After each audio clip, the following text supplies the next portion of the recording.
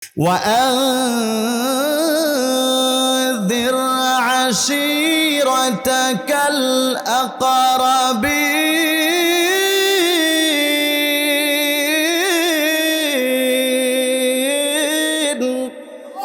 আমার ভাইরা সূরাতুশ শুআরা 214 নম্বর আয়াত আল্লাহ রাব্বুল আলামিন নবীজির উপর নাজিল করলেন, ইয়া রাসূলুল্লাহ ইয়া হাবিবাল্লাহ ওয়া আনযির আশীরাতাকাল আকরাবিন। আল্লাহ রাব্বুল আলামিন নবীজিকে তৃতীয় নম্বরে দায়িত্ব দিচ্ছেন, ওগো নবী, আপনি আপনার নিকট আত্মীয়, আপনার পাড়া প্রতিবেশী যারা আছে তাদের সবাইকে আল্লাহর ব্যাপারে ভয় দেখান, জাহান্নামের ব্যাপারে ভয় দেখান, ইসলামের দাওয়াত তাদের ধারে ধারে পৌঁছে দেন। জোরে বলুন সুবহানাল্লাহ। সম্মানিত হাজিরিন, প্রথমেই এই সূরা সংক্রান্ত কিছু তথ্য আমরা শুনে নিই। এর আগে আমি আপনাদের কাছে প্রশ্ন করি, কোরআনুল কারীমের মধ্যে সর্বমোট সূরা কয়টি? আপনারা কি সকলেই আমার কথা বুঝতেছেন? আমি কিন্তু আপনাদের এলাকায় দীর্ঘদিন ছিলাম, দাউদকান্দি ঈদগাহ মসজিদ, বর্তমান মডেল মসজিদ, 5 বছর 3 মাস, লম্বা সময় ছিলাম।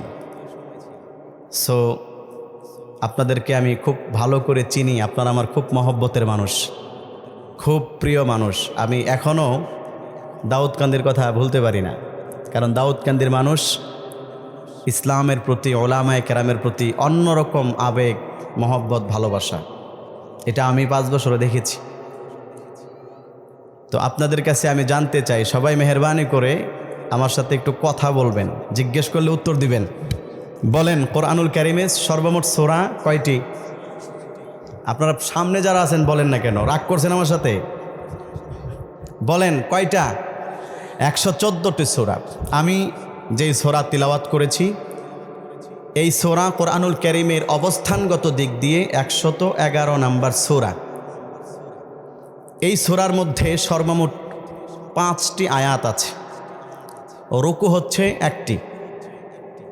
এই সূরাটি মাক্কি সূরা। কোরআনুল কারীমে 2 ধরনের সূরা আছে, একটি হচ্ছে মাক্কি সূরা, আরেকটি হচ্ছে মাদানী সূরা। তাফসির বোঝার সুবিধার্থে আমি সংক্ষেপে আপনাদের সামনে মাক্কি সূরা কাকে বলে, মাদানী সূরা কাকে বলে সেটার সংজ্ঞা পেশ করছি। মাক্কি সূরা, মাদানী সূরার পরিচয় নিয়ে মুফাসসিরিনে কেরামদের মাঝে বিভিন্ন আকওয়াল আছে, বিভিন্ন কথার মত পার্থক্য আছে, মতনৈক্য আছে, কিন্তু সবচেয়ে গ্রহণযোগ্য এবং সবচেয়ে সহজ যেটা, যেই সংজ্ঞা গ্রহণ করলে কোনো ইখতিলাফ অথবা পাল্টা প্রশ্ন সাধারণত আসে না, সেটা হচ্ছে আল্লাহ রসুল সাল্লাল্লাহু আলাইহি ওয়াসাল্লামের জীবনী 2 ভাগে বিভক্ত। একটা হচ্ছে মাক্কি জীবন, আর একটা হচ্ছে মাদানী জীবন।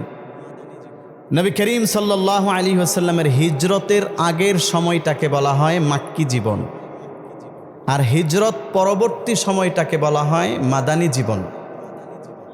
আল্লাহ রসুল সাল্লাল্লাহু আলাইহি ওয়াসাল্লাম হিজরতের আগে যত সূরা অবতীর্ণ হয়েছে সেগুলো হচ্ছে মাক্কি সূরা, আর হিজরত পরবর্তী সময়ে যত সূরা অবতীর্ণ হয়েছে সেগুলো হচ্ছে মাদানী সূরা। এটা হলো সবচেয়ে সহজ সংজ্ঞা। আমি যেই সূরা তিলাওয়াত করেছি এই সূরাটার নাম হচ্ছে সূরাতুল লাহাব। কোরআনুল কারীমের মধ্যে 114টা সূরা আছে। 114টা সূরার নামকরণ করা হয়েছে এই সূরার ভিতরেই যেই আয়াতের অংশ বিশেষ রয়েছে, জুজ অংশ আছে, সেখান থেকে চুজ করেই সূরার নামকরণ করা হয়েছে। ঠিক তেমনিভাবে সূরাতুল লাহাবকেও তাব্বাত ইয়াদা আবি লাহাবিন, এই লাহাবুন শব্দ থেকে এই শব্দটা নিয়ে সূরার নামকরণ করা হয়েছে সূরা লাহাব। লাহাবুন শব্দের অর্থ হচ্ছে অগ্নিস্ফুলিঙ্গ, আগুনের যে উপরের অংশ থাকে সেটাকে বলা হয় লাহাবুন। এখন প্রশ্ন হচ্ছে, আবু লাহাব বলতে কাকে বোঝানো হয়? সম্মানিত হাজিরিন, আবু লাহাব হচ্ছে প্রিয় নবী হযরত মুহাম্মদ মুস্তাফা সাল্লাল্লাহু আলাইহি সাল্লামের আপন চাচা, নবীজির আপন চাচা। নাম হচ্ছে আব্দুল উজ্জা। তৎকালীন সময়ে মানুষ নিজেদের নামকরণ করত মূর্তির নামের সাথে। প্রসিদ্ধ কিছু মূর্তি ছিল জাহিলি জামানায়, হযরত নূহ আলাইহিস সালামের জমানা থেকে সেই মূর্তিগুলো খুব প্রসিদ্ধ ছিল, যেরকম লাত, মানাত, সাম, উজ্জা, ইয়াগুস, এরকম কিছু মূর্তি ছিল। এই মূর্তিগুলোর শুরুতে তারা আব্দুন লাগাতো। আব্দুন শব্দের অর্থ হচ্ছে গোলাম, দাস। তো আব্দুল উজ্জা অর্থ হচ্ছে ওই উজ্জা নামক মূর্তির গোলাম সে। এই নামগুলো রাখা শিরিক, হারাম। আবু লাহাব এর অরিজিনাল নাম হচ্ছে আব্দুল উজ্জা। আল্লাহ রাব্বুল আলামিন একজন কাফেরের নাম মূর্তির গোলাম, এই নামটা আল্লাহর ভাষায় কোরআনে প্রকাশ করতে তিনি পছন্দ করেননি। এজন্য আল্লাহ তাআলা নাম নিয়েছেন তার উপনাম, লকব, উপাধি। আবু লাহাব এটা হচ্ছে আব্দুল উজ্জা এর উপাধি। যেমন উপাধি সহজে বোঝায় আপনাদেরকে, আমার নাম ইব্রাহিম খলিল, আমার উপাধি হচ্ছে রাহমানি। আমি জামিয়া রাহমানিয়ায় লেখাপড়া করেছি, এজন্য আমার নামের শেষে আমি রাহমানি লাগাই। আমাদের বাংলাদেশে এরকম বহুত ইসলামিক স্কলার আছেন। আল আজহারি, মিজানুর রহমান আজহারি, ওনার নাম মিজানুর রহমান, আজহারে লেখাপড়া করেছেন, আজহারি লাগায়।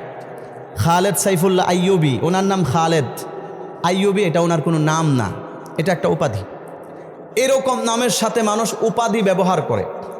তো আবু লাহাবের উপাধি হচ্ছে আব্দুল উজ্জা, এর উপাধি হচ্ছে আবু লাহাব। সম্মানিত হাজিরিন, আবু লাহাব কেন বলতো? আবু লাহাবুন শব্দের অর্থ হচ্ছে আবু লাহাবিন, আগুনের বাবা। এটা হচ্ছে বাংলা অর্থ। কেন বলা হতো তাকে আগুনের বাবা? মুফাসসিরিনে কেরামগণ বলেন, আবু লাহাবের চেহারাটা এত সুন্দর ছিল, দূর থেকে দেখলে লাইটের মতো তার চেহারাটা জ্বলতে থাকতো। মুফাসসিরিনে কেরাম লিখেছেন তার চেহারাটা দেখতে সেম টু সেম আমাদের নবীজির চেহারার মতোই ছিল। কিন্তু এই তাফসিরের সাথে তার নামের এবং তার চেহারার বর্ণের বর্ণনা দিতেছি এই কারণে, এখানে আমাদের একটা জিনিস খুব শিক্ষণীয় বিষয়, সেটা হচ্ছে আমি আপনাদের কাছে জানতে চাই, এই যে আবু লাহাবের চেহারা এত সুন্দর, বলেন তো আবু লাহাবের আল্লাহ তাআলার কাছে কোনো দাম আছে? সবাই বলেন, আছে? বরং আমরা তো দেখি আল্লাহ রাব্বুল আলামিনের কাছে একটা কুকুরের দাম আছে, আল্লাহ তাআলার কাছে নিকৃষ্টতম প্রাণী শুয়োরের দাম আছে। কিন্তু ইসলাম বিদ্বেষী হওয়ার কারণে, ইসলামের বিরুদ্ধে অবস্থান নেওয়ার কারণে, আল্লাহর কোরআনের বিরুদ্ধে অবস্থান নেওয়ার কারণে, নবীর বিরুদ্ধে অবস্থান নেওয়ার কারণে আল্লাহ তাআলার কাছে আবু লাহাবের দাম কুকুরের চাইতে বড় নিকৃষ্ট, বরং শুয়োরের দাম আছে, আবু লাহাবের কোনো দাম আল্লাহর কাছে নাই। কথা বলুন ঠিক কিনা? এটা আমাদের জন্য অনেক বড় শিক্ষণীয় বিষয়। আবু লাহাবের চেহারা এত সুন্দর যে আমরা দূর থেকে, এই প্যান্ডেল বিশাল বড় প্যান্ডেল, পিছন থেকে তাকালে এই স্টেজের লাইটগুলো যেরকম দূর থেকে আপনারা দেখতে পান জ্বলতেছে, তার চেহারাটা দূর থেকে এরকম জ্বলতে থাকতো লাইটের মতো, এত সুন্দর। এজন্য মানুষ তার উপাধি দিল আবু লাহাব, আগুনের বাবা। তার মানে চেহারাটা দূর থেকে আগুনের মতো জ্বলে। কিন্তু আল্লাহর কাছে 2 পয়সাও দাম নাই, কারণ আল্লাহ তাআলার কাছে চেহারার দাম নাই। আল্লাহ তাআলার কাছে মানুষের অন্তর, কলব এবং পবিত্র আত্মা এবং আমলের দাম আছে। কথা বলুন ঠিক কিনা? হাদিসের মধ্যে আছে, قال النبي صلى الله عليه وسلم إن الله لا ينظر إلى أجسامكم ولا إلى صوركم ولكن ينظر إلى قلوبكم وأعمالكم أو كما قال عليه الصلاة والسلام। আমার ভাইরা, আল্লাহ নবী, বিশ্ব নবী মুহাম্মদুর রাসূলুল্লাহ সাল্লাল্লাহু আলাইহি ওয়াসাল্লাম হাদিসের মধ্যে ঘোষণা করেন, ও পৃথিবীর মানুষ শোনো, আল্লাহ রাব্বুল আলামিন কখনোই তোমাদের চেহারার দিকে লক্ষ্য করেন না। আল্লাহ রাব্বুল আলামিন কখনোই তোমাদের বডি স্ট্রাকচারের দিকে লক্ষ্য করেন না। ওয়ালাকিন ইয়ানজুরু ইলা কুলুবিকুম ওয়া আ'মালিকুম, বরং তিনি তোমাদের কলব, অন্তর এবং আমলের দিকে লক্ষ্য করেন।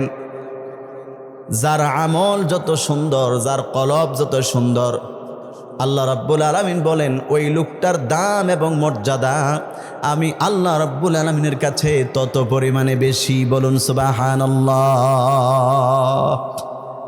সুতরাং বোঝা গেল চেহারার সৌন্দর্যের কারণে মানুষের দাম আল্লাহর কাছে বাড়ে না। বডি সুন্দর হলে, লম্বা উঁচা চওড়া মোটা হলে মানুষের দাম আল্লাহর কাছে বাড়ে না। আল্লাহর কাছে মানুষের মর্যাদা এবং দাম বৃদ্ধি পায় তার আমলের কারণে। যদি চেহারার সৌন্দর্যের কারণে আল্লাহ রাব্বুল আলামিনের কাছে কোনো রকম দাম পাওয়া যেত, তাহলে নবীজির চেহারার মতোই দেখতে চেহারা আবু লাহাবের কিছু না কিছু মর্যাদা আল্লাহর কাছে থাকতো। কিন্তু আল্লাহর কাছে যেহেতু তার কোনো মর্যাদা নাই, বোঝা গেল চেহারা সুন্দর হলে আল্লাহর কাছে দাম বাড়ে না। কথা বলুন ঠিক কিনা? চেহারার সৌন্দর্যের কারণে দাম বাড়লে আবু লাহাবের দাম বাড়ত। আর আল্লাহ নবী সাল্লাল্লাহু আলাইহি সাল্লামের একজন সাহাবী সাইয়্যিদুনা বেলাল হাবশী রাদিয়াল্লাহু তাআলা আনহু, একজন গোলাম, সামাজিকভাবে যার কোনো মর্যাদা নাই, চেহারা দেখতে কালো কুচকুচে, বডি স্ট্রাকচার তেমন ভালো না, নিজেও গোলাম, নিজের বংশ পূর্বপুরুষগণ যারা রয়েছেন অধিকাংশই তারা হচ্ছেন গোলাম। ঐতিহাসিক বিদগণ লিখেছেন এই পৃথিবীর মানুষ যতই কালো হোক না কেন, তার হাতের তলাটা সাদা থাকে, পায়ের তলাটা সাদা থাকে। কিন্তু বেলাল হাবশী রাদিয়াল্লাহু তাআলা আনহু তিনি এমন কালো ছিলেন, এমন কালো কুৎসি চেহারা তার ছিল, হাতের তালা পায়ের তলা পর্যন্ত তার দেখতে কালো ছিল। কিন্তু দাম আল্লাহ তাআলার কাছে কত বেশি। মেরাজ থেকে আসার পরে নবী করিম সাল্লাল্লাহু আলাইহি সাল্লাম মসজিদের মধ্যে বয়ান করছেন। নবীজি আমার ডাক দিয়ে বলেন, ও সাহাবীরা, আল্লাহ রাব্বুল আলামিন যখন আমাকে মেরাজে নিয়েছেন, জান্নাত ভ্রমণ করিয়েছেন, জাহান্নাম আল্লাহ রাব্বুল আলামিন আমাকে ভ্রমণ করিয়েছেন। ওই জান্নাত ভ্রমণ করতে গিয়ে আমি নবীজি যতগুলো আশ্চর্য জিনিস দেখেছি, এর মধ্যে সবচাইতে আশ্চর্যজনক বিষয়বস্তুর মধ্যে এটা একটা বিষয়। আমি দুনিয়ার জমিনে যেই কালো বেলালকে মানুষ এক পয়সা মূল্য দেয় না, যেই কালো বেলালকে দুনিয়ার মানুষ কোনো রকম সম্মান দেয় না, আমি বিশ্বনবী রাহমাতাল লিল আলামিন সেই বেলালের পায়ের আওয়াজ, জুতার আওয়াজ আল্লাহ পাকের জান্নাতে শুনে এসেছি। বেলাল, আমি তোমার জুতার আওয়াজ জান্নাতের মধ্যে শুনে এসেছি। বলুন সুবহানাল্লাহ। নিজের জীবন কেমন দামি বানিয়েছেন চেহারা দিয়ে না, নিজের জীবনকে এই পর্যায়ে নিয়ে গিয়েছেন যে জান্নাতের মধ্যে আল্লাহ তাআলা নবীজিকে যত অলৌকিক বিষয় দেখিয়েছেন, এর মধ্যে নবী বলেন আমি আশ্চর্য হয়েছি এই বিষয়টা দেখে যে বেলালের জুতার আওয়াজ সেই জায়গায় শোনা যায়, পায়ের আওয়াজ সেই জায়গায় শোনা যায়, অথচ তার দুনিয়ার অবস্থা বিবেচনা করলে দেখেন তিনি একজন সাধারণ গোলাম, 14 গোষ্ঠী গোলাম, মর্যাদা বলতে কিচ্ছু নাই। কিন্তু আবু লাহাবের এত সুন্দর চেহারা, নবীর মতো দেখতে, দূর থেকে লাইটের মতো জ্বলে, কিন্তু আল্লাহ তাআলার কাছে তার কোনো মর্যাদাই নেই। বরং আমরা এই কথা খুব জোর গলায় বলতে পারি, কোরআন এবং হাদিস প্রমাণ করে আল্লাহ তাআলার কাছে একটা কুত্তার দাম আছে, আবু লাহাবের কোনো রকম দাম নাই। কথা বলুন ঠিক কিনা? এজন্য এখান থেকে আমাদের শিক্ষণীয় বিষয়, যেই জিনিসটা আমাদেরকে শিখতে হবে, নিজেকে ঈমান এবং আমলের রঙে রঙিন করতে হবে, তাহলে আল্লাহ তাআলার কাছে দাম পাওয়া যাবে, মর্যাদা পাওয়া যাবে। কথা বলুন ঠিক কিনা? এই জন্য ঈমানকে দামি বানাইতে হবে, আমলকে পাকা পুক্তা বানাইতে হবে। সবাই রাজি আছি না ইনশাআল্লাহ? আল্লাহ তৌফিক দান করুক, সকলে পড়েন আমিন। আমার ভাইয়ারা, এই সূরাতুল লাহাবের শানে নুজুল, এটা কেন অবতীর্ণ হলো, প্রেক্ষাপট কি, তাফসীরের মধ্যে আছে। আল্লাহর নবী সাল্লাল্লাহু আলাইহি ওয়াসাল্লাম 40 বছর যখন বয়স হলো, নবী করিম সাল্লাল্লাহু আলাইহি ওয়াসাল্লাম আল্লাহর পক্ষ থেকে নবুয়ত প্রাপ্ত হয়েছেন।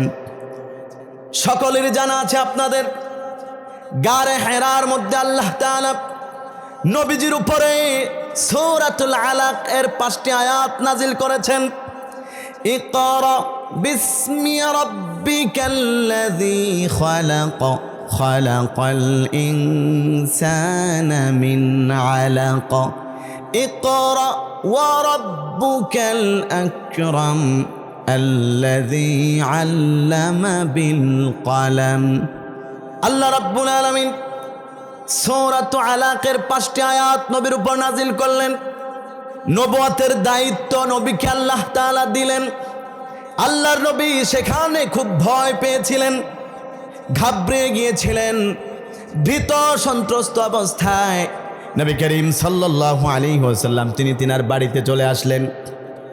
বাড়িতে এসে আম্মাজান খাদিজাতুল কুবরা রাদিয়াল্লাহু তাআলা আনহা ওনাকে ডাকতেছে আর বলতেছেন, জাম্মিলুনি জাম্মিলুনি, ও খাদিজা তুমি আমাকে কম্বল দিয়ে পেঁচায়া ধরো, কম্বল আমার গায়ের মধ্যে জড়িয়ে দাও, কারণ মনে হচ্ছে আমি ধ্বংস হয়ে যাব। এমন কিছু দেখে এসেছি যেটা আমি জীবনে কোনোদিন দেখি নাই। আমার মনে হচ্ছে আমি ধ্বংস হয়ে যাব। বুখারী শরীফের বর্ণনা হাদিসের মধ্যে আছে। আম্মা জান খাদিজাতুল কুবরা নবীজিকে তখন সান্ত্বনা দিলেন, ইয়া রাসূলুল্লাহ ওয়াল্লাহি মা ইউখজিকাল্লাহু আবাদা, আল্লাহর কসম করে বলছি আল্লাহ রাব্বুল আলামিন কখনোই আপনার মতো মহামানুষকে ধ্বংস করবেন না। ওগো নবীজি, কারণ আপনার মধ্যে এমন কিছু ভালো গুণ আছে, এমন কিছু ভালো বৈশিষ্ট্য আছে, এই গুণগুলো যদি কোনো মানুষের মধ্যে থাকে আল্লাহ রাব্বুল আলামিন কখনোই সেই মানুষকে ধ্বংস করবেন না। বলুন সুবহানাল্লাহ। হাদিসের মধ্যে সেই গুণগুলো আসছে, আমরাও আমল করব ইনশাআল্লাহ। খাদিজাতুল কুবরা বলেন, 1 নাম্বার লিআন্নাকা লাতাসিলুর রাহিমা, 1 নাম্বার বৈশিষ্ট্য, কারণ আপনি আত্মীয়তার সম্পর্ক রক্ষা করেন। আত্মীয়তার সম্পর্ক রক্ষা করা এটা অনেক বড় একটা সওয়াবের কাজ, অনেক প্রশংসনীয় একটা বৈশিষ্ট্য। যে ব্যক্তি আত্মীয়তার সম্পর্ক রক্ষা করবে আল্লাহ রাব্বুল আলামিন কখনোই তাকে ধ্বংস করবেন না। সুতরাং ইয়া রাসূলুল্লাহ, ইয়া হাবিবাল্লাহ, আপনি তো আত্মীয়তার সম্পর্ক রক্ষা করেন, আল্লাহ তাআলা কখনোই আপনাকে ধ্বংস করবেন না। 2 নাম্বার ওয়া তাকসিবুল কাল্লাব ওয়া তাহমিলুল কাল্লাব, আপনি অসহায় মানুষকে সহযোগিতা করেন, তাদের বোঝা বহন করেন। 3 নাম্বার ওয়া তাকসিবুল মা'দুম, আপনি হত দরিদ্র যারা, অভাবী যারা, তাদের জন্য আপনি নিজে কামাই রুজি রোজগার করে দেন। 4 নাম্বার ওয়া তাকরিজ যায়ফ, আপনি মেহমানদারি করেন। সুতরাং এই বিশেষ 4টা গুণ যেই ব্যক্তির মধ্যে আছে, আমি আল্লাহর নামের কসম করে বলছি আল্লাহ রাব্বুল আলামিন কখনোই তাকে ধ্বংস করবেন না। বলুন সুবহানাল্লাহ। বর্তমান সমাজের মানুষের জন্য, যুবকদের জন্য বিশেষ করে এই গুণগুলো অনুসরণীয়। আল্লাহ রাসূল সাল্লাল্লাহু আলাইহি সাল্লামের মধ্যে বিশেষ যেই গুণগুলো ছিল, যেগুলোর কারণে আম্মা জান খাদিজাতুল কুবরা বলেন, ওয়াল্লাহি মা ইউখজিকাল্লাহু আবাদা, বুখারী শরীফের হাদিস। আল্লাহর কসম, আল্লাহ কখনোই আপনাকে ধ্বংস করবেন না, কারণ আপনার মধ্যে এমন কিছু গুণ আছে। 1 নাম্বার আত্মীয়তার সম্পর্ক রক্ষা করা, 2 নাম্বার মানুষের উপকার করা, 3 নাম্বার নিজে কামাই রোজগার করে মানুষকে সহযোগিতা করা, 4 নাম্বার মেহমানদারি করানো। এই বৈশিষ্ট্য যার মধ্যে আছে তাকে আল্লাহ কখনোই ধ্বংস করবেন না। আল্লাহ এই গুণগুলো আমাদেরকে অর্জন করার তৌফিক দান করুক, সকলে বলেন আমিন। আমার ভাইয়েরা, নবীজির শরীরে জ্বর এসে গেল, নবীজি অসুস্থ অবস্থায় কম্বল গায়ে দিয়ে নবীজি শুয়ে আছেন। এখন আর কোরআনের কোনো আয়াত নাজিল হয় না। দীর্ঘদিন চলে গেল। অনেক দিন পরে হঠাৎ করে জিবরাইল আলাইহিস সালাতু ওয়াস সালাম নবীজির কাছে নতুন করে আবার আয়াত নিয়ে নাজিল হয়েছেন। বলুন সুবহানাল্লাহ। আল্লাহ রাব্বুল আলামিন আয়াত নাজিল করলেন, ইয়া আইয়ুহাল মুদ্দাসসির কুম ফাআনযির ওয়া রাব্বাকা ফাকাব্বির। বলুন আল্লাহু আকবার। আল্লাহ রাব্বুল আলামিন আয়াত নাজিল করলেন। তবে এখানে বোঝার বিষয়, সূরাতুল আলাকের প্রথম 5 আয়াত নাজিল করে আল্লাহ রাব্বুল আলামিন নবীজিকে নবুয়ত দান করেছেন। নবুয়তের দায়িত্ব মানুষকে ইসলামের দিকে দেখার দায়িত্ব আল্লাহ তাআলা নবীজিকে দেন নাই। প্রায় 14-15 দিন পরে এই আয়াত নাজিল করলেন আল্লাহ তাআলা। এবার নতুনভাবে নবীজিকে তাবলীগের দায়িত্ব দিলেন, নবীজিকে ইসলাম প্রচারের দায়িত্ব দিলেন। আল্লাহ তাআলা বলেন, ইয়া আইয়ুহাল মুদ্দাসির, হে বস্ত্রাবৃত ব্যক্তি। ইয়া রাসূলুল্লাহ, নবীজিকে ডাক দিলেন, হে কাপড় পরিহিত ব্যক্তি, কুম, আপনি উঠেন, আর শুয়ে থাকার সময় নাই। ফাআনযির, মানুষকে আল্লাহর ব্যাপারে ভয় দেখান। ওয়া রাব্বাকা ফাকাব্বির, এবং আপনার রবের বরত্ব বর্ণনা করেন। সুবহানাল্লাহ বলেন। এবার আল্লাহ তাআলা নবীজিকে দাওয়াতের কাজ করার দায়িত্ব দিয়ে দিয়েছেন প্রথম ধাপে। খেয়াল করেন, এটা হচ্ছে প্রথম ধাপ। নবী হওয়ার পরে প্রায় 14-15 দিন আয়াত নাজিল হয় নাই। এরপরে আয়াত নাজিল করে আল্লাহ তাআলা নবীজিকে মানুষের কাছে দ্বীনের দাওয়াত পৌঁছানো, যেটাকে আরবিতে বলে আত-তাবলীগ, অর্থাৎ মানুষের কাছে পৌঁছে দেওয়া। আল্লাহর বাণীগুলোকে মানুষের কাছে পৌঁছে দেওয়ার দায়িত্ব আল্লাহ তাআলা নবীজির উপর অর্পণ করলেন। এটা হলো প্রথম ধাপ। নবীজি সাল্লাল্লাহু আলাইহি সাল্লাম এবার দাওয়াতের কাজ শুরু করলেন।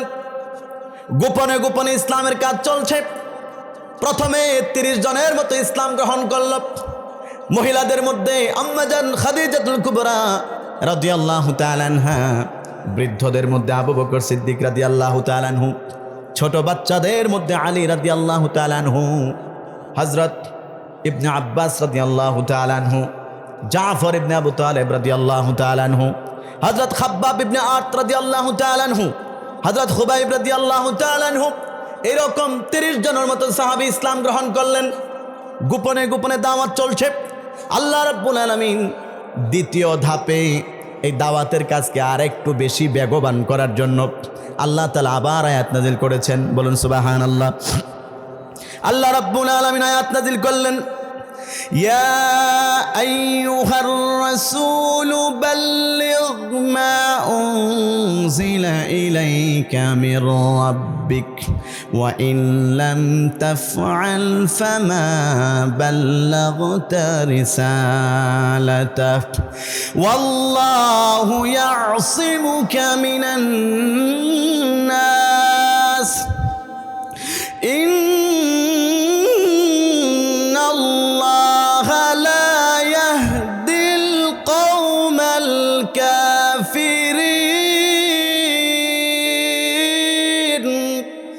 আমার ভাইরা, সূরাতুল মায়েদা 67 নম্বর আয়াত আল্লাহ রাব্বুল আলামিন নবীজির উপর দ্বিতীয় ধাপে নাজিল করে কাজের গতি আর একটু বাড়ানোর জন্য বললেন। আল্লাহ বলেন, ইয়া রাসূলুল্লাহ, আল্লাহ তাআলা আপনাকে যে দায়িত্ব দিয়েছেন আপনি সেই দায়িত্বগুলো পালন করেন। মানুষের কাছে ইসলামের দাওয়াত পৌঁছে দেন। রিসালাতের দায়িত্ব আপনি মানুষের ধারে ধারে পৌঁছে দেন। ফাইন লাম তাফআল, যদি আপনি সেই দায়িত্ব পালন না করেন, ফামা বাল্লাগতা রিসালাতা, নবীজি আপনি তাহলে কিন্তু সেই দায়িত্ব পালন করলেন না। আর দায়িত্ব যদি কমতি হয় আল্লাহর কাছে কিন্তু জবাব দেওয়া লাগবে। এবার নবীজি দাওয়াতের কাজের গুরুত্ব আরও বাড়িয়ে দিলেন। এবার টোটাল 3 বছর পর্যন্ত নবীজি গোপনে গোপনে দাওয়াত দিয়েছেন। 3 বছরে মুসলমানদের সংখ্যা দাঁড়িয়েছে মাত্র 130 জন। 130 জন ইসলাম গ্রহণ করলেন। এভাবে ইসলামের গোপনে গোপনে দাওয়াত চলছে। 3 বছর পরে আল্লাহ রাব্বুল আলামিন এবার তৃতীয় ধাপে কাজের দায়িত্ব আর একটু বেশি বাড়ানোর জন্য, ইসলামের দায়িত্ব, এই দাওয়াত এবং তাবলীগের দায়িত্ব, কাজগুলো মানুষের কাছে পৌঁছে দেওয়ার জন্য আল্লাহ রাব্বুল আলামিন নবীজির উপর তৃতীয় ধাপে আয়াত নাজিল করেছেন। বলুন সুবহানাল্লাহ। আল্লাহ রাব্বুল আলামিন আয়াত নাজিল করলেন, وأنذر عشيرتك الأقربين। আমার ভাইরা, সূরাতুশ শুআরা 214 নম্বর আয়াত আল্লাহ রাব্বুল আলামিন নবীজির উপর নাজিল করলেন, ইয়া রাসূলুল্লাহ, ইয়া হাবিবাল্লাহ, ওয়ানযির আশীরাতাকাল আকরাবিন। আল্লাহ রাব্বুল আলামিন নবীজিকে তৃতীয় নম্বরে দায়িত্ব দিচ্ছেন, ওগো নবী, আপনি আপনার নিকট আত্মীয়, আপনার পাড়া প্রতিবেশী যারা আছে তাদের সবাইকে আল্লাহর ব্যাপারে ভয় দেখান, জাহান্নামের ব্যাপারে ভয় দেখান, ইসলামের দাওয়াত তাদের ধারে ধারে পৌঁছে দেন। জুড়ে বলুন সুবহানাল্লাহ। আল্লাহ রাব্বুল আলামিন তৃতীয় নম্বরে যে আয়াত নাজিল করেছেন, এটা আমাদের বোঝার বিষয়। আল্লাহ তাআলা বললেন সূরাতুশ শুআরা, ওয়া আনযির আশীরাতাকাল আকরাবিন। ইয়া রাসূলুল্লাহ, আপনি আপনার নিকট আত্মীয়দেরকে আল্লাহর ব্যাপারে ভয় দেখান। আচ্ছা, আমি আপনাদের কাছে প্রশ্ন করি, বলেন তো নবীজির নিকট আত্মীয় যারা, এরা কি মুসলমান না কাফের? সবাই বলেন। বুঝলাম না, আপনারা কি সন্ধ্যার সময় ঘুমায় গেছেন নাকি? একটা তাকবীর দেন তো জোরে, লিল্লাহে তাকবীর। নবীজির নিকট আত্মীয় যারা, মুসলমান না কাফের? আল্লাহ তাআলা বললেন আপনি আপনার নিকট আত্মীয়দেরকে আল্লাহর ব্যাপারে ভয় দেখান। এখন বলেন, আল্লাহর ব্যাপারে নিকট আত্মীয়দেরকে যদি ভয় দেখানো হয়, তাহলে নবীজি যে দাওয়াতের কাজ করতেছেন, মানুষকে আল্লাহর দিকে ডাকতেছেন, বিষয়টা কি গোপন থাকবে নাকি প্রকাশ হয়ে যাবে? প্রকাশ হয়ে যাবে। তার মানে তৃতীয় ধাপে আল্লাহ রাব্বুল আলামিন নবীজি সাল্লাল্লাহু আলাইহি ওয়াসাল্লামকে ইসলামের কাজ প্রকাশ্যভাবে করার ব্যাপারে আয়াত নাজিল করে দায়িত্ব দিয়ে দিয়েছেন। সুবহানাল্লাহ বলেন। এখন থেকে ইসলামের কাজ আর গোপনে চলবে না, যা হবে সব ওপেন, প্রকাশ্যে হইতে হবে। আমার ভাইয়ারা, নবীজির উপর যখন এই আয়াত নাজিল হলো, এখন নবীজি ইসলামের কাজ প্রকাশ্যভাবে শুরু করে দিলেন। কিভাবে করলেন? ওইটাই হচ্ছে এই আয়াতের শানে নজুল। বুখারী শরীফের হাদিস, আল্লাহর নবী সাল্লাল্লাহু আলাইহি ওয়াসাল্লাম বলেন, عن ابن عباس رضي الله تعالى عنهما أنه قال لما نزلت وأنذر عشيرتك الأقربين صعد الصفا, যখন নবীজির উপরে ইয়া রাসূলুল্লাহ আপনি আপনার নিকট আত্মীয়দেরকে ভয় দেখান, এই আয়াত যখন নাজিল হলো, আল্লাহর নবী সাল্লাল্লাহু আলাইহি ওয়াসাল্লাম সাথে সাথে সাফা পাহাড়ের উপরে উঠে গেলেন। ওখানে ওঠার পরে ফাজআলা ইউনাদি ইয়া বানি ফিহরিন ওয়া ইয়া বানি আদিন লিবুতুনি কুরাইশিন হাত্তা ইজতামাউ। আল্লাহ নবী কুরাইশদের এক একটা দলের নাম ধরে ধরে ডাকতে লাগলেন। নবীজি বলতে লাগলেন, হে ফিহির গোত্রের লোকেরা, হে আদি গোত্রের লোকেরা, তোমরা সবাই এই জায়গার মধ্যে আসো। তৎকালীন সময়ের নিয়ম ছিল, যদি কোনো ব্রেকিং নিউজ, গুরুত্বপূর্ণ সংবাদ কারো কাছে পৌঁছানোর প্রয়োজন হতো, মানুষ পাহাড়ের মধ্যে উঠে যেতেন, নিজের গায়ের জামা খুলে এরকম ঘুরাইতে থাকতেন। সবাই মনে করত নিশ্চিত কোনো গুরুত্বপূর্ণ সংবাদ হয়তোবা তিনি বলবেন। সবাই দৌড়ায় পাহাড়ের কাছে জমা হতো, তখন তিনি সেই সংবাদটা প্রকাশ করতেন। আল্লাহর নবী যখন এভাবে বলতে লাগলেন, সবাই জমা হলো। হাদিসের মধ্যে আছে হাত্তা ইজতামাউ। ইবনে আব্বাস বলেন, বুখারী শরীফের হাদিস, সবাই সেখানে জমা হলো। এমনকি সেখানে জমা হওয়ার পরে ফাজআলা আর-রাজুলু ইযা লাম ইস্তাতি' আন ইয়াখরুজা আরসালা রাসূলান লিয়ানজুর। যদি কোনো মানুষ ব্যস্ততার কারণে নিজে যেতে পারে নাই, সে তার কাজের গোলামকে পাঠিয়ে দিয়েছেন, তুমি গিয়ে শুনে আসো তিনি কি বলে। সমস্ত মানুষ পাহাড়ের পাদদেশে একত্রিত হলো।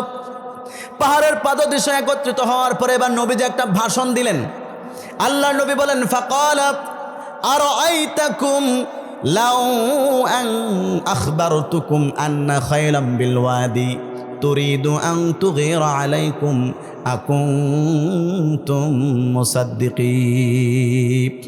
আল্লাহর নবী বলেন, ও আমার এলাকাবাসীরা, কুরাইশের মানুষেরা শোনো, লাউ আখবারতুকুম, আমি যদি তোমাদেরকে এই কথা বলি, আন্না খায়লাম বিল ওয়াদি তুরিদু আন তুগীরা আলাইকুম, এই পাহাড়ের পিছনে বিশাল বড় একটা সৈন্যদল আছে, তারা তোমাদের উপর হামলা করতে চায়, তোমাদেরকে পৃথিবী থেকে উৎখাত করতে চায়, আকুনতুম মুসাদ্দিকিন, তোমরা কি আমার সেই কথাটা বিশ্বাস করবে নাকি?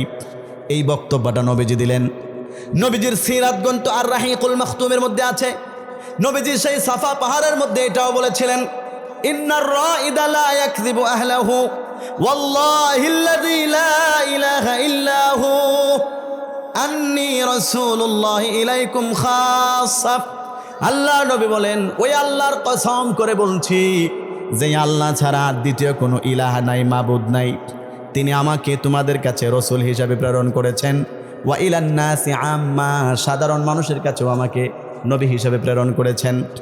আল্লাহ নবী তখন বললেন, ওয়াল্লাহি লা তামুতুন্না কামা তানামুন, আল্লাহর কসম করে বলছি তোমরা যেরকম রাতের বেলা বিছানায় ঘুমিয়ে যাও ওই রকম এক সময় তোমরা সবাই মরে যাবে। শুধু এতটুকু শেষ নয়, ওয়া তুবআসুন্না কামা তাস্তাইকিযুন, এবং ঘুম থেকে সকালবেলা যেরকম জাগ্রত হও এক সময় কবর থেকে আল্লাহ তোমাদেরকে আবার আল্লাহর সামনে ময়দানে মাহশরে দাঁড় করাবে। এই বক্তব্যটা নবীজি তাদের সামনে দিলেন। দেওয়ার পরে আল্লাহ রসুল তাদেরকে বললেন যে ঐক্যবদ্ধভাবে সবাই বলল, অবশ্যই বিশ্বাস করি, কারণ হচ্ছে মা জাররাবনা আলাইকা ইল্লা সিদকা, ওগো নবীজি, কারণ হচ্ছে আমরা জীবনে আপনারা কোনোদিন মিথ্যা কথা বলতে শুনি নাই। সুবহানাল্লাহ বলেন, আর একটু জোরে বলেন সুবহানাল্লাহ। আপনি জীবনে কোনোদিন মিথ্যা কথা বলেন নাই, সুতরাং এখন যদি শুনি পিছনের সৈন্যদল হামলা করার জন্য অপেক্ষা করতেছে, আমরা নির্দ্বিধায় আপনার কথাগুলোকে বিশ্বাস করে নিব। সমস্ত কাফেররা নবীজির কথাগুলো মনোযোগ দিয়ে শুনতেছেন। আল্লাহ রসুল সাল্লাল্লাহু আলাইহি সাল্লাম তখন তাদেরকে বললেন, শোনো, যদি আমার কথা বিশ্বাস হয় পিছনে সৈন্যদল আছে, এটা যদি বিশ্বাস করো তার মানে তোমরা আমাকে বিশ্বাস করো, এই কথার স্বীকৃতি তোমরা দিলা। তোমাদের থেকে এতটুকু আশ্বস্ত পাওয়ার পরে, এতটুকু অভয় পাওয়ার পরে যে আমাকে তোমরা বিশ্বাস করো, আমি তোমাদেরকে গুরুত্বপূর্ণ একটা সংবাদ দিতে চাই। নবীজি তখন বললেন, ফাইন্নী নাযীরুন লাকুম বাইনা ইয়াদাই আযাবিন শাদীদ, আমি আল্লাহ রাব্বুল আলামিনের পক্ষ থেকে কিয়ামতের আগে তোমাদের কাছে নবী হিসাবে প্রেরিত হয়েছি এবং আল্লাহর ব্যাপারে, আল্লাহ তাআলার আযাবের ব্যাপারে আমি তোমাদেরকে সতর্ক করতেছি। জোরে বলেন সুবহানাল্লাহ। নবীজি নবী এতদিন গোপন ছিল, কিন্তু এই ভাষণের মাধ্যমে নবীজি সাল্লাল্লাহু আলাইহি সাল্লাম সব কিছু এবার প্রকাশ করে দিলেন যে ফাইন্নী লাকুম নাযীরুন বাইনা ইয়াদাই আযাবিন শাদীদ, কিয়ামতের আগে আল্লাহ তাআলা আমাদেরকে, তোমাদেরকে ভয় দেখানোর জন্য, আল্লাহর আযাবের ভয় দেখানোর জন্য আমাকে নবী হিসেবে প্রেরণ করছেন। এখন এটা কি তোমরা মানো কিনা? নবীজি এই বক্তব্যটা দিলেন। আমার ভাইয়েরা, যখন এই বক্তব্য নবীজি দিল, সবাই চুপচাপ, কেউ কোনো প্রতিবাদ করে নাই, কেউ কিচ্ছু বলে নাই, কারণ তারা তো জীবনে কোনোদিন নবীজির মিথ্যা কথা বলতে শোনেন নাই। এই কথাটা সত্য হতেও পারে এরকম চিন্তা ভাবনা তারা করতেছেন। কিন্তু এই মজলিসের মাঝখানে একটা চরম বেয়াদব ছিল, এক কুলাঙ্গার, নবীজির আপন চাচা, তার নাম হচ্ছে আবু লাহাব। ফাকালা আবু লাহাবিন তাব্বান লাকা সাইরাল ইয়াউম ওয়া ফি রিওয়ায়াতিন তাব্বান লাকা ইয়া মুহাম্মদ আলিহাযা জামাআতানা। হাদিসের মধ্যে আছে, তখন সেই নরাধম পাপিষ্ট ইসলাম বিদ্বেষী, নবী বিদ্বেষী আবু লাহাব নবীজিকে লক্ষ্য করে বলল, ইয়া মুহাম্মদ, তুমি ধ্বংস হও। জোরে বলেন নাউযুবিল্লাহ। আর একটু আস্তে কোন নাউযুবিল্লাহ।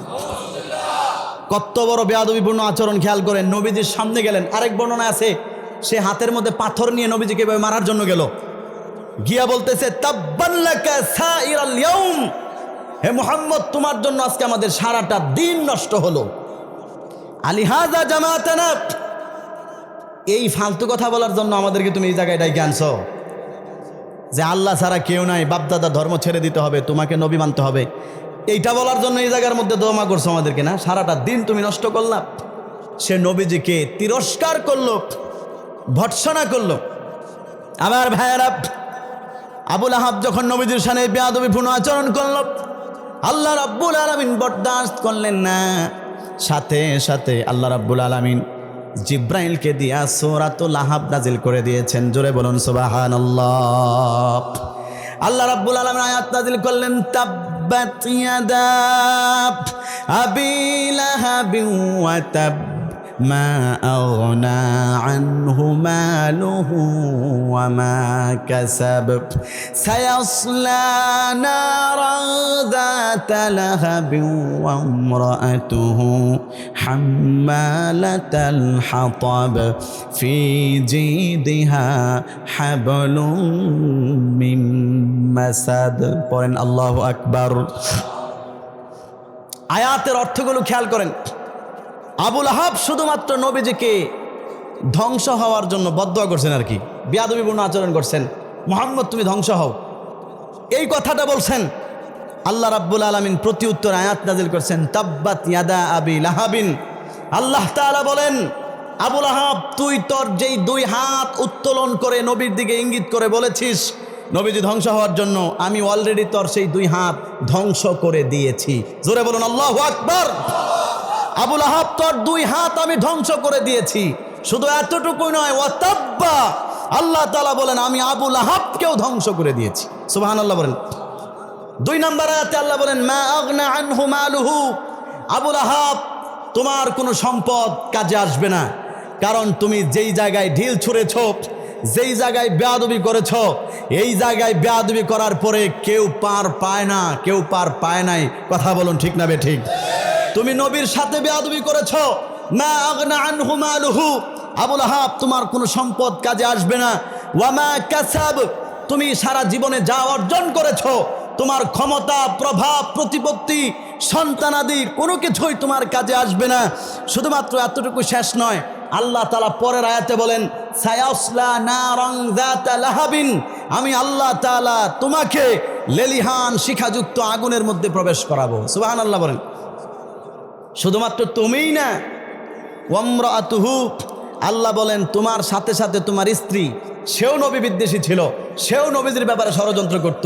আল্লাহ তাআলা বলেন তোমার স্ত্রীকেও জাহান্নামে প্রবেশ করাবো। সুবহানাল্লাহ বলবেন না?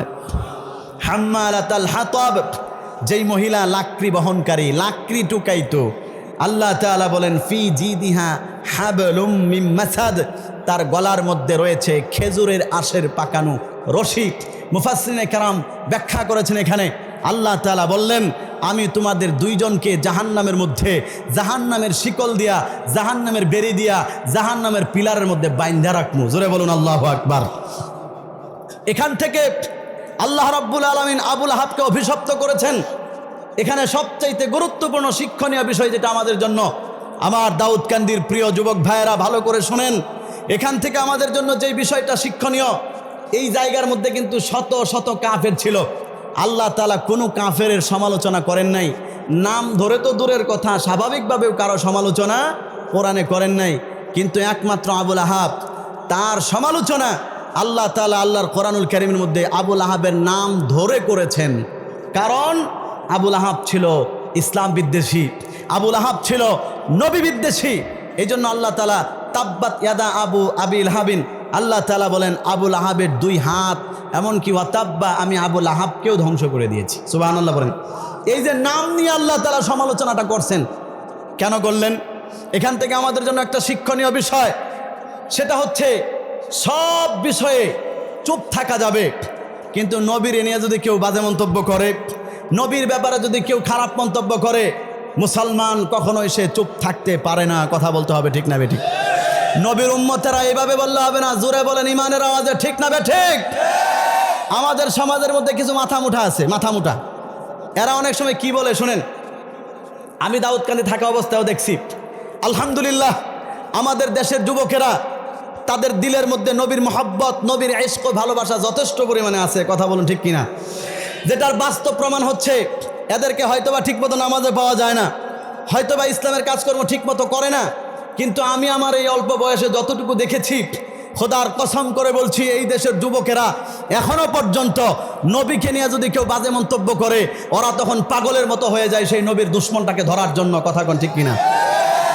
এই দাউদকান্দিতেও 2021 সালে, 2018 সালে আমি দেখেছি নবী বিদ্বেষীদের ব্যাপারে যখন আমরা মিছিল করেছি, ওলামায়ে কেরাম যখন মিটিং করেছেন, এই দেশের যুবকেরা পাগল পারা হয়ে রাজপথের মধ্যে নামছেন। কথা কোন ঠিক কিনা? এখন কিছু বুদ্ধিজীবী মাথামুটা আছে, যেরকম এই এলাকার এক চরম পর্যায়ের ইসলাম বিদ্বেষী মাথামুটা ছিল, এখন সে পালাতক। আর আপনারা সবাই তারা চিনতে পারছেন। কথা বলেন ঠিক না বেঠিক? আমি যেহেতু কেন্দ্রীয় মসজিদে ছিলাম, কি পরিমাণ জ্বালানো যে জ্বালাইছে, আপনারা গ্রামের ইমাম সাহেবরা টের পান নাই, আমি ওই মসজিদের ইমাম হিসেবে টের পাইছি। এত বড় ইসলাম বিদ্বেষী ছিল সে, আজকে সে তার দেশের মধ্যে পর্যন্ত নাই, এখান থেকে পলাইছে। কই আছে খোঁজ নিয়ে দেখেন, ওর বাড়ির লোকেও জানে না। কথা কোন ঠিক না বেঠিক? এখন এই টাইপের মাথা মোটা যারা হুজুরদেরকে ধর্ম ব্যবসায়ী বলতো, ওর বাক্য ছিল একটা, কথায় কথায় আমাদেরকে কি বলতো? ধর্ম ব্যবসায়ী। এরকম কিছু মানুষ আছে না নাই? আরে আপনারা ঘুমান কেন? জোরে বলেন, নাকি ভয় পাইতেছেন আপনারা? জোরে বলেন, আছে না নাই? এরা সবসময় আমাদেরকে ধর্ম ব্যবসায়ী বলতো, আমরা নাকি ধর্ম নিয়ে ব্যবসা করি। এইরকম মাথা মোটা টাইপের লোক যারা, এরা যুক্তি দেয়, হুজুর নবীরে যদি কেউ গালি দেয় আপনারা এত লাফালাফি করেন কেন? আপনারা একদম রাজপথ গরম করে ফেলেন, একদম মিছিল মিটিং করে। এই দেশের যুবকেরা দাড়ি নাই টুপি নাই, এরাও দেখি কাফনের কাপড় মাথার মধ্যে বাইন্দা, এরপরে নবী বিদ্বেষীর বিচার চাওয়ার জন্য রাজপথে নামে। কারণটা কি? বিচারের দায়িত্ব আল্লাহর উপর ছাইরা দেন, আল্লাহ বিচার করবো না। আপনারা এত লাফালাফি কইরেন না। এইরকম কথা বলে, এরকম কিছু মাথা মোটা আমাদের সমাজে বলেন তো আছে না নাই? আর একটু জোরে বলেন, আছে না নাই? আমি তাদেরকে বলবো, ভালো করে খেয়াল করে শোনেন। গোটা 30 পারা কোরআন শরীফ পড়লে দেখবেন, আল্লাহ নবীর হাদিসগুলো পড়লে দেখবেন, সাহাবীদের উপরে যত জায়গায় নির্যাতন হয়েছে, সাহাবীদের উপর নির্যাতন এবং জুলুমের স্টিম রুলার মক্কার বেদিন এবং কাফেররা চালিয়েছে। আমরা যতটুকু দেখেছি কোরআন হাদিস গবেষণা করে, সব জায়গায় আল্লাহ তাআলা সাহাবীদেরকে নসিহত করেছেন, তোমরা ধৈর্য ধরো, সামনে সুদিন আসবে। সব জায়গায় আল্লাহ তাআলা সাহাবীদেরকে নসিহত করেছেন, ওদেরকে কিছুই বলে নাই। এটা হলো কোরআনের নিয়ম, যত জায়গায় আছে দেখবেন। কিন্তু শুধুমাত্র একটা জায়গা, শুধুমাত্র একটা বিষয়, যখন কোনো নাস্তিক মুরতাদ ইসলাম বিদ্বেষী নবীজিকে নিয়ে বাজে মন্তব্য করেছেন, সাথে সাথে আল্লাহ রাব্বুল আলামিন জিব্রাইল আমিনকে দিয়ে আরশে আজিম থেকে আয়াত নাজিল করে প্রতিবাদ জানিয়েছেন। কথা বলুন ঠিক কিনা? সুতরাং আমরা এখান থেকে কি শিখলাম? আমরা এখান থেকে স্পষ্ট শিক্ষা পেয়ে গেলাম, আমরা সব বিষয়ে চুপ থাকতে পারি। আমার বাবাকে গালি দিলে আমরা চুপ থাকতে পারি, আমার মাকে গালি দিলে চুপ থাকতে পারি। এমনকি কেউ যদি আমাকে নিয়ে কটাক্ষ করে, আমি নির্দ্বিধায় সেটা মাথা পেতে মেনে নিতে পারি। কিন্তু খোদার কসম করে বলছি, আমার জীবনের চাইতে প্রিয় আমার নবী মুহাম্মদুর রাসূলুল্লাহ সাল্লাল্লাহু আলাইহি সাল্লাম। কথা বলেন ঠিক না বেঠিক? আমার নবীর ইজ্জত এবং সম্মান আমার কাছে আমার বাবার চাইতেও বেশি।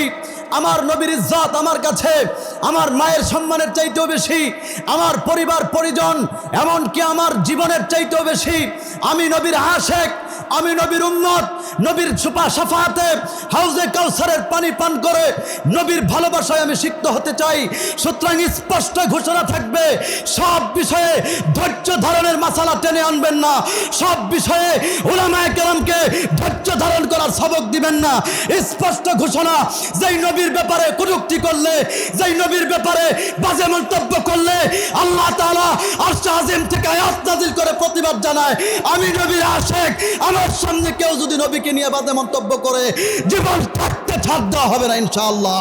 শরীরে এক ফোঁটা রক্ত থাকতে নবী বিদ্বেষীকে ছাড় দেওয়ার প্রশ্নই আসে না, ছাড় দেওয়া হবে না। কথা বলেন ঠিক কিনা? ওকে কখনোই ছাড় দেওয়া যাবে না। এই বিধান কার? জোরে বলেন, এই বিধান কার? আল্লাহ তাআলার বিধান এটা, যে আমরা সব বিষয়ে নমনীয় থাকতে পারি, কিন্তু নবী বিদ্বেষীর ব্যাপারে আমাদের চুপ থাকলে হবে না, বাঘের মতো গর্জে উঠতে হবে। প্রয়োজনে নিজের শেষ রক্তবিন্দু দিয়ে হলেও নবীর ইজ্জতকে রক্ষা করতে হবে। কথা বলুন ঠিক কিনা? আমার ভাইয়েরা, আল্লাহ রাব্বুল আলামিন সূরা লাহাব নাযিল করে কিয়ামত পর্যন্ত মানুষের জন্য এটা শিক্ষণীয় বিষয় রেখেছেন। ও পৃথিবীর মানুষেরা, আমি আবুল আহাবকে ধ্বংস করেছি, আবুল আহাবের পরিবারকে ধ্বংস করেছি, তার সম্পদ ক্ষমতা কোনো কিছুই তাকে আমার থেকে বাঁচাইতে পারে নাই।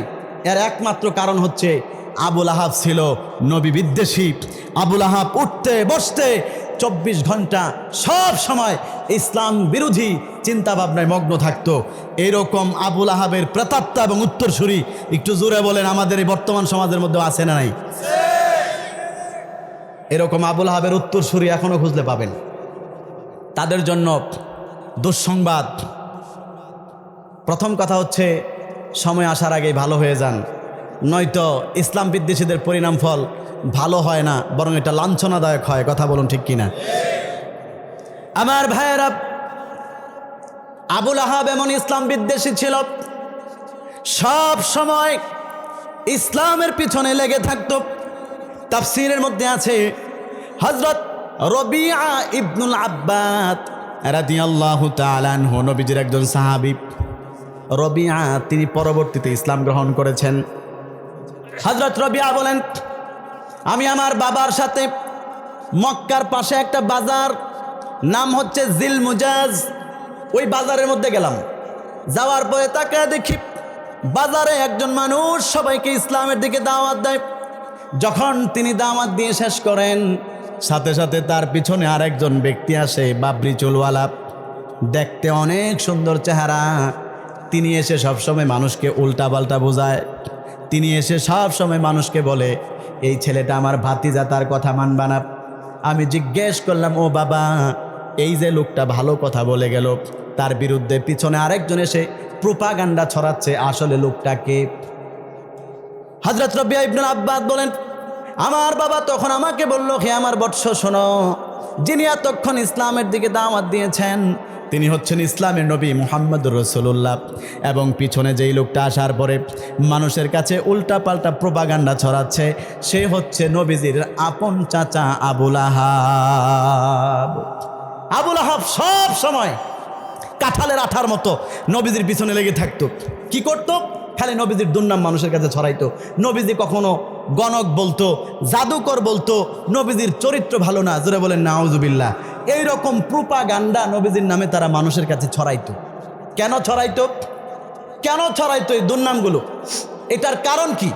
মুফাসসিরিনে কেরাম লিখেছেন, এটার কারণ হচ্ছে মানুষ যখন কাউকে আইডল হিসাবে গ্রহণ করে, মানুষ যখন কাউকে অনুসরণ করে, তখন তার ভালো চরিত্রগুলো সবসময় মানুষ অনুসরণ করে। এখন মানুষের মাঝখানে যদি এই কথার প্রচার করা যায় যে আপনারা যাকে অনুসরণ করতেছেন আসলে লোকটা পাগল, আসলে লোকটা জাদুকর, আসলে লোকটার চরিত্র ভালো না, এই কথা যদি মানুষকে বোঝানো যায় আর মানুষ যদি সেটা বিশ্বাস করে নেয়, তাহলে ওই ব্যক্তি আর সাধারণ জনগণের মাঝখানে বিশাল একটা পার্থক্য করে দেওয়া যাবে, বিশাল একটা ডিভাইডেড তৈরি করে দেওয়া যাবে, যার কারণে মানুষ তার কথাও শুনবে না আর মানুষ ইসলামের পথে আসবেও না। এই চিন্তা করেই কোরআনুল কারীমের মধ্যে অসংখ্য আয়াত আছে। নবীজিকে কাফেররা কখনো মানুষকে বোঝাইছেন, এই মক্কার মানুষেরা এই লোকটার অনুসরণ করবে না, কারণ সে একজন গণক। জোরে বলেন নাউজুবিল্লাহ। এই কথা কোরআনে আছে। নবীজির ব্যাপারে ছড়াইছেন, সে গণক। নবীজির ব্যাপারে মিথ্যা ছড়াইছেন, প্রোপাগান্ডা ছড়াইছেন, তাকে মাইনো না, কারণ সে হচ্ছে জাদুকর। নবীজির ব্যাপারে ছড়াইছেন, তাকে মাইনো না, সে হচ্ছে শায়ের, কবি। এগুলো কোরআনে আছে, আমার বানানো কথা না। আল্লাহ রাব্বুল আলামিন বলেন, এগুলো তারা মানুষকে বলতো সাধারণ মানুষ আর নবীর মাঝখানে একটা ফারাক্কা তৈরি করার জন্য, ব্যবধান তৈরি করার জন্য, সাধারণ মানুষ আর নবীর মাঝখানে দূরত্ব তৈরি করার জন্য। কিন্তু আপনাদের কাছে আমি জানতে চাই, ওরা আদা জল খেয়ে মাঠে নেমে যতই চেষ্টা করেছে ইসলামের সেই আলোকে নিভিয়ে দেওয়ার, সাধারণ মানুষ এবং নবীর মাঝখানে দূরত্ব তৈরি করার, তারা কি সেখানে ওই মিশনে সফল হতে পেরেছিল? জোরে বলেন, পেরেছিল? আমার ভাইয়েরা, এটা শুধু ওই জমানায় শেষ না, শুধু নবীর জমানায় শেষ নয়, বর্তমানেও আমাদের সমাজের মধ্যে খেয়াল করলে দেখবেন, যাদেরকে মানুষ অনুসরণ করে, যাদের কথায় মানুষ রাজপথে নেমে জীবন দেওয়ার জন্য প্রস্তুত হয়ে যায়, আমাদের সমাজের ইসলাম বিদ্বেষীরা তাদের চরিত্রের উপর আঘাত করে। কখনো তাদেরকে মানুষের সামনে ধর্ষক বানাইতে চায়, কখনো তাদেরকে জঙ্গি বানানো নাটক করে, কখনো তাদেরকে যুদ্ধ অপরাধী বানানো নাটক করে। উদ্দেশ্য হচ্ছে সাধারণ মানুষ থেকে তাদেরকে আলাদা করতে চায়। কথা বলুন ঠিক কিনা? যেমন আমার উস্তাদ, উদাহরণ দিই সরাসরি, শাইখুল হাদিস আল্লামা মামুনুল হক দামাত বারকাতুহুম, উনি ওনার বিবাহিত বৈধ স্ত্রী নিয়ে নারায়ণগঞ্জের রিসোর্টে আসছেন। সেই জায়গার মধ্যে আমাদের দেশে তৎকালীন সময়ের ক্ষমতাসীন ইসলাম বিদ্বেষী এই ফ্যাসিস্ট সরকারের লালিত কুকুরেরা ওনাকে সেই জায়গায় অপমান আর অপদস্থ করে নিজের বৈধ স্ত্রী নিয়ে আসার সত্ত্বেও তাকে ধর্ষক বানানোর চেষ্টা করেছে মানুষের সামনে। কথা বলুন ঠিক কিনা? উদ্দেশ্য কি? উদ্দেশ্য হচ্ছে যেন মানুষ মামুনুল হকের কথা না শোনে, মানুষ যেন মামুনুল হকের ডাকে রাজপথের মধ্যে যাওয়া যায়, এটা ছিল তাদের উদ্দেশ্য। কিন্তু নবীদের জমানায় আমরা দেখেছি ওরা যেরকম সফল হয় নাই, বর্তমানেও তারা চেষ্টা করেছে, উলামায়ে কেরামের নামে বিভিন্ন প্রোপাগান্ডা ছড়িয়েছে, সফল হতে পারে নাই। বরং যাদেরকে দমিয়ে দেওয়ার জন্য, যাদেরকে শেষ করতে পারলে ইসলামের আলোকে নিভিয়ে দেওয়ার দুঃস্বপ্ন যারা দেখেছিল, আজকে আমরা দেখি আগে যেই জায়গায় মামুনুল হক সরাসরি উপস্থিত হলে লোক হতো 10,000, আজকে মামুনুল হকের নাম পোস্টারে দেখলে ওই জায়গায় মানুষ ইজতেমায় রূপান্তর হয়। কথা বলুন ঠিক কিনা? তাহলে বোঝা গেল চাপ দিয়া ইসলামের আলোকেও বন্ধ করে দিতে পারে না। আমার ভাইয়েরা, এই জন্য আমরা যারা মুসলমান, আমাদের জন্য করণীয়, ইসলাম বিদ্বেষীরা যুগে যুগে ইসলাম নিয়ে ষড়যন্ত্র করেছে। ইসলাম বিদ্বেষীরা প্রত্যেকটা সময়ে ওই জমানার প্রসিদ্ধ নবী এবং যারা নাকি সাধারণ মানুষ, তাদের মাঝখানে একটা ডিভাইডেড তৈরি করার চেষ্টা করেছে। কিন্তু কখনোই তারা সেখান থেকে আলাদা হয় নাই।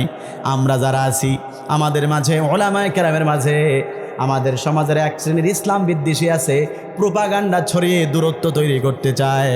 কিন্তু আমরা তাদেরকে বলে দিব, আমরা তো সেই সমস্ত মুসলমান, আমরা জীবন চলে যেতে পারে কিন্তু ওলামায়ে কেরামকে কোনোদিন ছাড়বো না। কথা বলুন ঠিক কিনা? কবি বলছেন, বাতিলের সাথে আমরা কখনো একাত্মতা পোষণ করি না। মুসলমান হচ্ছে এমন একটা জাতি যারা প্রয়োজনে কল্লা দিয়ে দেয় কিন্তু বাতিলের সামনে আতাত করে না। কথা বলুন ঠিক কিনা? बातिल से दबने वाले आई आसमां नहीं हम, बातिल से दबने वाले आई आसमां नहीं हम, सोबर कर चुका है तू इम्तिहा हमारा। কবি বলেন, বাতিলের সামনে মাথা নত করার জাতি আমরা মুসলমানরা না। মুসলমানরা যুগে যুগে অগ্নি পরীক্ষায় ফার্স্ট ক্লাস ফার্স্ট হয়েছে, প্রয়োজনে নিজের জীবন দিয়েছেন, শাহাদতের পেয়ালা পান করেছেন। ইমানের অগ্নি পরীক্ষায় তারা 100 মার্কস নিয়ে উত্তীর্ণ হয়েছেন। বাতিলের সামনে কোনোদিন তারা মাথা নত করে নাই। কথা বলুন ঠিক কিনা? আমার ভাইরা, ইউসুফ আলাইহিস সালাতু ওয়াস সালামকে ধর্ষক সাজিয়ে মিথ্যা মামলায় 7 বছর পর্যন্ত জেলখানায় বাতিলপন্থীরা বন্দি রেখেছে। উদ্দেশ্য ছিল ইউসুফ নবী এবং তার উম্মতের মাঝখানে একটা ডিভাইডেড তৈরি করা। মূসা নবীকে জাদুকর হিসাবে উপস্থাপন করে মূসা নবী এবং তার উম্মতের মাঝখানে এই এক ফারাক্কা তৈরি করার হীন ষড়যন্ত্র লিপ্ত হয়েছিল সেই সময়ের কিপ্তি বনে ইসরাইলরা, কিন্তু তারা সফল হতে পারে নাই। এমনকি আমাদের প্রিয় নবী হযরত মুহাম্মদুর রাসূলুল্লাহ সাল্লাল্লাহু আলাইহি ওয়াসাল্লামের জামানাতেও নবীজি এবং সাধারণ মানুষদের মাঝখানে এই ডিভাইডেড তৈরি করার হীন ষড়যন্ত্রে মক্কার কাফেররা সারা জীবন চেষ্টা করেছে কিন্তু কোনোদিন সফল হয় নাই। কথা বলুন ঠিক কিনা? আমরা দেখে আসছি, ইতিহাস সাক্ষী, নবীজির জামানার পর থেকে নিয়ে এই 1500 বিগত বছর পর্যন্ত উলামায়ে কেরাম এবং যারা নাকি ইসলামের দায়ী ছিলেন, যাদের কথায় মানুষ উঠবস করে, যাদের কথায় মানুষ নিজের জীবন দেওয়ার জন্য পাগল হয়ে যায়, ওই সমস্ত মানুষদের ব্যাপারে প্রোপাগান্ডা ছড়িয়ে সামাজিকভাবে রাষ্ট্রীয়ভাবে পর্যন্ত তাদেরকে বয়কট করে সাধারণ মানুষদের মাঝখানে এবং তাদের মাঝখানে একটা দূরত্ব তৈরি করার চেষ্টা হয়েছে, কিন্তু করে নাই। এই 2024 সালে আমরাও ঘোষণা দিতে চাই, এখানে আমরা যারা আছি ইনশাআল্লাহ দাউদকান্দির প্রতিটা মানুষ আজকে আমরা ওয়াদাবদ্ধ হব, আমাদের কেউ যদি প্রোপাগান্ডা ছড়িয়ে উলামায়ে কেরামের বিরুদ্ধে উল্টা পাল্টা বক্তব্য দিয়ে উলামায়ে কেরাম থেকে মানুষকে যদি আলাদা করতে চায় তাদেরকেও আমরা জানায় দিব, আমরা কিন্তু এই সমস্ত সোনালী যুগের সাহাবায়ে কেরামের যোগ্য উত্তরসূরি, সাহাবায়ে কেরাম যেরকম নিজের জীবন দিয়েছেন, পরিবার থেকে বিচ্ছিন্ন হয়েছেন, সমাজ থেকে বিচ্ছিন্ন হয়েছেন, দেশকে পরিত্যাগ করেছেন, কিন্তু নবীকে ছাড়েন নাই, উলামায়ে কেরামকে ছাড়েন নাই। আমরাও ইনশাআল্লাহ প্রয়োজনে নিজের জীবন পর্যন্ত দিয়ে দিব, সমাজ থেকে বিচ্ছিন্ন হব, দেশ ত্যাগ করব, তারপরে উলামায়ে কেরামকে জীবন থাকতে কোনোদিন ত্যাগ করব না। কথা বলুন ঠিক কিনা? আজকে আমাদের সমাজের একদলের মানুষ, এরা ইসলাম সম্পর্কে কিচ্ছু বোঝে না, ইসলাম সম্পর্কে এদের কোনো জ্ঞান নাই, ইসলাম সম্পর্কে এদের কোনো ধারণা নাই, নামাজ পড়তে জানে না, ওযু করতে জানে না, এমনকি ইসলামের মৌলিক যে ফরজ বিধানগুলো এগুলো সম্পর্কেও তাদের কোনো রকম জ্ঞান নাই।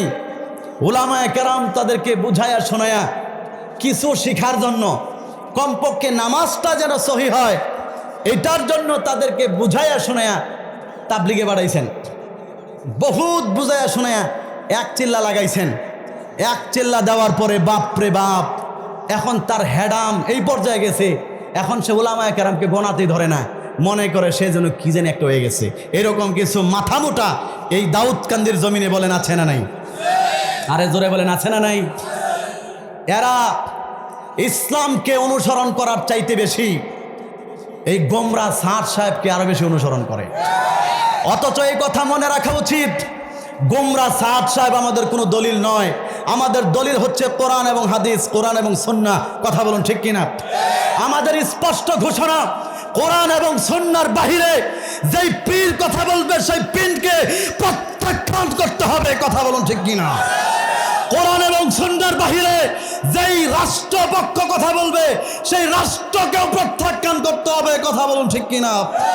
আপনারা দেখেছেন সম্প্রতি সময়ে এই গুমরা সাদ সাহেবকে অনুসরণ করতে গিয়ে, এই গুমরা সাদের মতবাদকে বাংলার জমিনে প্রতিষ্ঠা করতে গিয়ে গত 18 তারিখে ইস্তেমার প্রান্তরে রাতের 4টার সময় তাহাজ্জুদরত ঘুমন্ত সাধারণ মুসলমানদের উপরে যারা হামলা করেছে, খোদার কসম এরা তাবলীগের সাথী হতে পারে না, এরা খুনি, সন্ত্রাসী, এরা ইসলামের কোনো অংশ নয়। কথা বলুন ঠিক কিনা? এরা ইসলামের কিচ্ছু না, এরা ইসলামের দুশ্মন, এরা তাবলীগের কোনো অংশ হতে পারে না। কথা বলুন ঠিক কিনা?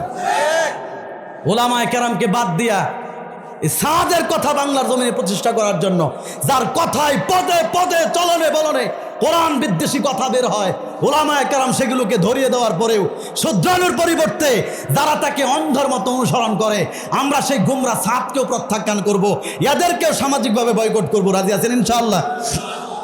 যতদিন জীবন থাকবে মুসলমান, আমরা বাতিলের সাথে এক মুহূর্তের জন্য আতাত করব না। কথা বলুন ঠিক কিনা? উলামায়ে কেরাম আপনাদেরকে যেইভাবে নির্দেশনা দেন, দাউদকান্দির উলামায়ে কেরাম আপনাদেরকে যেইভাবে তাবলীগ করার জন্য বলেন, আপনারা তাদের মাথা হাতে সেভাবেই তাবলীগ করবেন। রাজি আছেন তো ইনশাআল্লাহ? কে কে রাজি আছেন হাত তুলে দেখান। আল্লাহ তৌফিক দান করুক, পড়ে না আমিন। আমার ভাইয়েরা, আমার নির্দিষ্ট টাইম শেষ। হযরত এখন চলে আসবেন, বয়ান করবেন। তবে আমি সর্বশেষ মুহূর্তে আপনাদেরকে পুরানো বিষয় আবার স্মরণ করিয়ে দিতে চাই। এই যে সূরাতুল লাহাব আল্লাহ তাআলা অবতীর্ণ করেছেন, শুধুমাত্র আবু লাহাবের নাম ধরে, আবু লাহাবের পরিবার সহ এদেরকে আল্লাহ তাআলা ধ্বংসের কথা বলেছেন। কেন? কারণ আবু লাহাব ছিল ইসলাম বিদ্বেষী, আবু লাহাব ছিল নবী বিদ্বেষী। কথা বলুন ঠিক কিনা? এই জন্য আমরা এখানে যারা আছি, আমাদের এই সূরার তাফসীর থেকে শিক্ষণীয়, গুরুত্বপূর্ণ এবং অন্যতম একটা বিষয়, সেটা হচ্ছে জীবনে যতদিন বেঁচে থাকব নবীর ইশক এবং মহব্বত আর প্রেম আর ভালোবাসা নিজের বক্ষে ধারণ করে বেঁচে থাকব। কথা বলুন ঠিক কিনা? আমরা যতদিন বেঁচে থাকব নবী বিদ্বেষীদেরকে কোনো রকম ছাড় দেওয়া হবে না। রাজি আছেন ইনশাআল্লাহ? সুতরাং আমি আপনাদেরকে আহ্বান করতে চাই, আপনাদের কাছে অনুরোধ করতে চাই, আমরা দেখেছি এই যুগে যুগে উলামায়ে কেরাম যখনই নবী বিদ্বেষীদের বিরুদ্ধে মানুষকে সোচ্চার করেছেন, এই দেশের যুবকেরা দল মত নির্বিশেষে সব কিছুর ঊর্ধ্বে নবীজির মহব্বত এবং ভালোবাসাকে প্রাধান্য দিয়ে রাজপথে ঝাঁপিয়ে পড়েছেন। কথা বলুন ঠিক কিনা? আমরা দেখেছি 2013 সালে আল্লামা শাহ আহমদ শফি রহমতুল্লাহি আলাইহি এই বাংলার বীর মুজাহিদের ডাকে সাড়া দিয়ে বাংলাদেশের প্রান্তে প্রান্ত থেকে যুবকেরা এবং কি সাধারণ মানুষেরা, শুধুমাত্র আলেমরা নন, সাধারণ মানুষেরা পর্যন্ত নবী বিদ্বেষীদের বিচার চাওয়ার জন্য এই শাপলা চত্বরে গিয়ে গোটা দেশকে অবরুদ্ধ করে নবী বিদ্বেষীদের ব্যাপারে বিচার চেয়েছেন। রাষ্ট্রের সর্বোচ্চ মহল সরকার পর্যন্ত বিচার দাবি করেছেন। আমরা দেখেছি যখন সেই বোলার বুরহানুদ্দিনে একজন মাসুদ শাহ নামে কুলাঙ্গার নবীজিকে নিয়ে বাজে মন্তব্য করেছে, সেই সময় আল্লামা জুনায়েদ বাবনগরী রহমাতুল্লাহি আলাইহির ডাকে সাড়া দিয়ে এই দেশের যুবকেরা নবী বিদ্বেষীদের বিচার চাওয়ার জন্য রাজপথে নেমেছেন। আমরা দেখেছি ফ্রান্সের প্রেসিডেন্ট এমানুয়েল ম্যাক্রো যখন নবীজিকে নিয়ে ব্যঙ্গচিত্র করেছে, এই দেশের যুবকেরা, এই দেশের সাধারণ মানুষেরা ফ্রান্সের পণ্যগুলোকে বয়কট করেছে। এমনকি ফ্রান্সের এই প্রেসিডেন্ট এমানুয়েল ম্যাক্রোকে অবাঞ্ছিত ঘোষণা করেছে। তার বিচার চেয়ে রাজপথে মিছিল এবং মিছিলে অংশগ্রহণ করেছেন। আমরা দেখেছি 2021 সালে এই ভারতের বিজেপি নেত্রী নূপুর শর্মা যখন আমার নবীর চরিত্র নিয়ে বাজে মন্তব্য করেছে, এই দেশের মানুষেরা ওই বিজেপি নেত্রী নূপুর শর্মার বিরুদ্ধেও জীবনপণ লড়াই করে রাজপথে গিয়ে তাকে বয়কট করেছেন। তার ব্যাপারে মিছিল এবং মিটিং করে নবী বিদ্বেষীদের ব্যাপারে তারা স্পষ্ট তাদের বার্তাকে জানিয়ে দিয়েছেন। কথা বলুন ঠিক কিনা? আমার ভাইয়েরা, ইতিহাস আমাদের সামনে জানা, আমরা দেখেছি এই দেশের যুবকেরা আলহামদুলিল্লাহ নবীজিকে অনেক বেশি মহব্বত করে। কি বলেন আপনারা, করেন কি করেন না? আরো জোরে বলেন, করেন কি করেন না? সুতরাং আপনাদের কাছে সর্বশেষ অনুরোধ রাখতে চাই, এই বাংলাদেশে অদূর ভবিষ্যতে যদি কোনো নাস্তিক এবং মুরতাদ আমার নবীকে নিয়ে বাজে মন্তব্য করে, আমাদের এই বাংলাদেশেও যদি, এই ওলিয়া উলিয়া পীরদের দেশেও যদি, মসজিদ এবং মাদ্রাসাদের দেশেও যদি কোনো নাস্তিক এবং মুরতাদের আবির্ভাব ঘটে, সে যদি নবীকে নিয়ে বাজে মন্তব্য করে, আমরা তার বিরুদ্ধে আবারও গর্জে উঠবো ইনশাআল্লাহ। কথা বলুন ঠিক কিনা আমার ভাইয়েরা? সুতরাং স্পষ্ট ঘোষণা থাকবে, এই বাংলাদেশের 56,000 বর্গ কিলোমিটারে যদি কোনো নাস্তিক আবারও নবী বিদ্বেষের উপর আত্মপ্রকাশ করে, স্পষ্ট ঘোষণা, বাংলাদেশের টেকনাফ থেকে তেতুলিয়া, রূপসা থেকে পাতুরিয়া, সুন্দরবন থেকে বান্দরবন পর্যন্ত 56,000 বর্গ কিলোমিটারের ইঞ্চি ইঞ্চি মাটি নবী প্রেমিকদের পদচারণায় মুখরিত। সুতরাং এই বাংলার জমিনে নবী বিদ্বেষীদেরকে বিন্দু পরিমাণ ছাড় দেওয়া হবে না। দাউদকান্দির যুবকেরা প্রয়োজনে নবীর জন্য নিজের জীবন দিতে, শাহাদাতের নজরানা পেশ করতে, কাফনের কাপড় মাথায় মধ্যে বেঁধে কারা কারা রাজপথে যাওয়ার জন্য প্রস্তুত আছেন? দুইটা হাত আল্লাহ তাআলাকে দেখায় দেন ইনশাআল্লাহ। আল্লাহ তাআলা আপনাদের সকলকে কবুল করুন, সকলে পড়েন আমিন। আল্লাহ তাআলা আমাদের সকলকে নবীর প্রতি ইশক, মহব্বত আর ভালোবাসা পক্ষে ধারণ করে জীবনের শেষ মুহূর্ত পর্যন্ত ইসলামের পক্ষে থেকে থাকার তৌফিক দান করুক, সকলে পড়েন আমিন। এবং আল্লাহ তাআলা এই সোনার বাংলাদেশে ইসলামের জন্য যেন কবুল করেন, ইসলামের বিধান আল্লাহ তাআলা যেন এই জমিনে বাস্তবায়ন করে দেন।